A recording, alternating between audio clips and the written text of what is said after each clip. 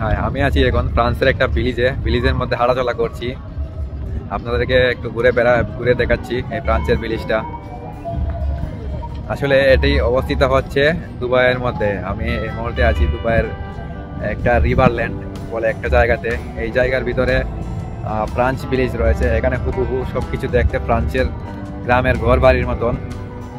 এখানে আপনারা যদি আসেন, হাঁটেন এই ভিলেজের মধ্যে, আপনারা সত্যি সত্যি একটা ফিলিং অনুভব করতে পারবেন যে আপনারা ফ্রান্সের মধ্যে আছেন। আসলে আমরাও প্রথমে এখানে আসলাম, এসে এখানে অবাক হলাম। সো আমি এই ভিলেজটা এক্সপ্লোর করতে যাচ্ছি, দেখতে থাকেন। এটা হচ্ছে ভিলেজের মধ্যকার লেক, আর এটার উপর দিয়ে একটা ব্রিজ রয়েছে যেটা ফটো তোলার জন্য বেস্ট। বর্তমানে আমরা ওয়াকিং প্লেস দিয়ে আমরা হাঁটতে আমরা ভিলেজের ভিতর দিকে যাচ্ছি। বাহির থেকে দেখতে অনেক সুন্দর। I hope inside is very beautiful. আমি যতটুকু জানি এই হাউসগুলা তারা 1950 সালে ডিজাইন দিয়েছে। ইউরোপ কান্ট্রিতে 1950 সালে যে ধরনের ঘর বাড়ি হতো এই ধরনের ডিজাইন এখানে দিয়েছে তারা। So when I came here after that, আমি শুধু এশিয়ান লুক দেখতে পারছি, ইউরোপিয়ান লুকদেরকে একদম দেখা যাচ্ছে না।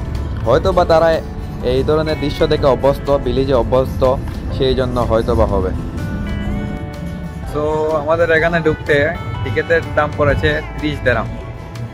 এখানে প্রথম যখন শুরু করেছিল তারা তখন এটা ফ্রি ছিল। এখন এটার দাম আস্তে আস্তে বাড়িয়ে তারা 10 দিরহাম, 15 দিরহাম থেকে এখন 30 দিরহাম করেছে বাড়িয়ে। এখানে আপনারা যে 30 দিরহাম দিয়ে টিকিট করবেন, সেই টিকিটটা এখানে কুপন হিসেবে ব্যবহার করতে পারবেন যে কোনো রেস্টুরেন্টে, যে কোনো দোকানে। এখানে অনেক শপ রয়েছে, মানে আপনারা 30 দিরহাম পর্যন্ত ফ্রি খেতে পারবেন। ফ্রি না বলতে ফ্রি না, আপনারা যে টিকিটের মধ্যে যে টাকা স্পেন্ড করবেন ওই টাকা মানি ব্যাক পাবেন। এখানে শপের মধ্যে কেনাকাটা করতে পারবেন। আপনারা যদি দুবাই রেসিডেন্স হয়ে থাকেন অথবা দুবাই ভিজিটে আসেন, তাহলে আপনাদের অবশ্যই এই ধরনের জায়গাগুলো ভিজিট করা দরকার, বিশেষ করে এই রিভারল্যান্ড। এখানে আপনারা আসলে সত্যিকারের একটা ফ্রান্সের অথবা ইউরোপিয়ান একটা ফিলিং পাবেন। এখানে তারা এমনভাবে ডিজাইন করেছে হাউসগুলা, জায়গায় এমনভাবে ডিজাইন করেছে যারা এখানে আসে সবাই যেন ইউরোপিয়ান ফিলিং পায়।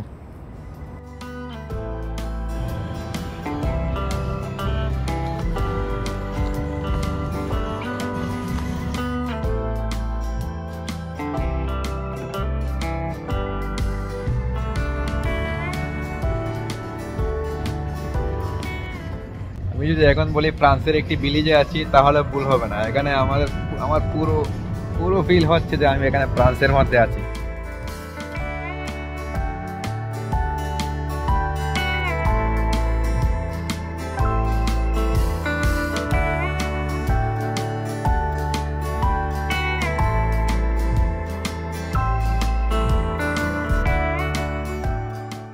এটা হচ্ছে লেকের উপরের ব্রিজটা, যেটা আপনারা ভিডিওর প্রথমে দেখেছিলেন।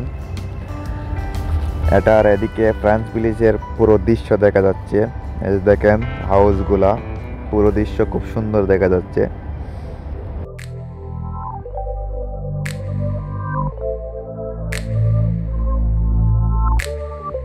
সো আমরা এখানে কি করে আসলাম, অ্যাকচুয়ালি ট্রান্সপোর্টেশন কস্ট কত, কিভাবে কোন ট্রান্সপোর্টেশনের মাধ্যমে আসলাম এটাই বলবো আপনাদেরকে। এখন আমরা এখানে মল অফ দ্য এমরেস্ট থেকে মেট্রোতে উঠলাম। মল অফ দ্য এমরেস্ট স্টেশন থেকে আমরা আসলাম ইবেন বাটোটা।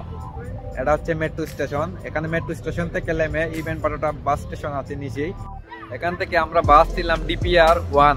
বাসটি হচ্ছে DPR-1। এই বাসে উঠে আমরা এখানে ডাইরেক্ট 2 স্টেপ করে এখানে চলে আসলাম। এই বাস স্টেশনের নাম হচ্ছে দুবাই পার্ক অ্যান্ড রিসর্ট। এখানে নামলাম, নেমে টিকিট কাউন্টারে গেলাম। টিকিট কাউন্টারে গিয়ে টিকিট করলাম 30 দিরহাম করে ticket. So mall of the Emirates to Ibn Battuta 5 dirham and Ibn Battuta to Dubai park and resort 5 dirham, total 10 dirham. And যাওয়ার কষ্টটা হচ্ছে 10 দিরহাম। টোটাল যাওয়া হবে 20 দিরহাম, যা বাংলা টাকায় 600 থেকে 700 টাকার মতো। সো আফটার লং টাইম আমরা যাচ্ছি এখন একটি রেস্টুরেন্টে।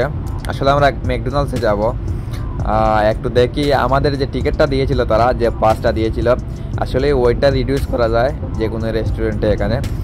এই জন্য দেখি ভিতরে গিয়ে আমরা এটা দিয়ে কি কি অর্ডার করতে পারি। আসলে আমরা 30 দিরহাম দিয়ে টিকিট কেটেছি। আসলে যা কিছু অর্ডার করি না কেন এই টিকিটের প্রাইস মানির ভিতরে হতে হবে, আর 30 দিরহামের বেশি হলে আপনাকে এক্সট্রা পেমেন্ট করতে হবে। তো আমরা ম্যাকডোনাল্ডসে আসলাম এখানে খাওয়ার জন্য, আমাদের কুপন ব্যবহার করে টিকিট ব্যবহার করে খাওয়ার জন্য আসলাম। অর্ডারের জন্য ওয়েট করছি এখানে টেবিলে বসে। চলে আসছো দুজনের জন্য 2টা বার্গার।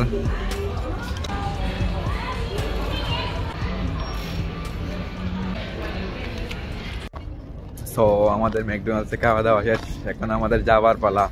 যাবার আগে আপনাদের একটু ইভিনিং এর ভিউটা দেখিয়ে নেব।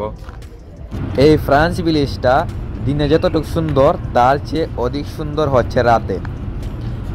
আর আবারও আমি বলে দিচ্ছি, এটা ফ্রান্স ভিলেজ নাম হলেও এটা কিন্তু ফ্রান্স নয়, এটা হচ্ছে দুবাইয়ের মধ্যে অবস্থিত, যা দুবাইয়ের পার্ক অ্যান্ড রিসোর্টের এরিয়ার অন্তর্ভুক্ত।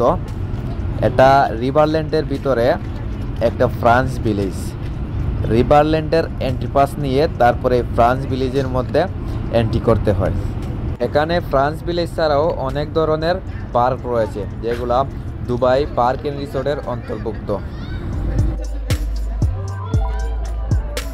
Finally, we're gonna exit from the French village.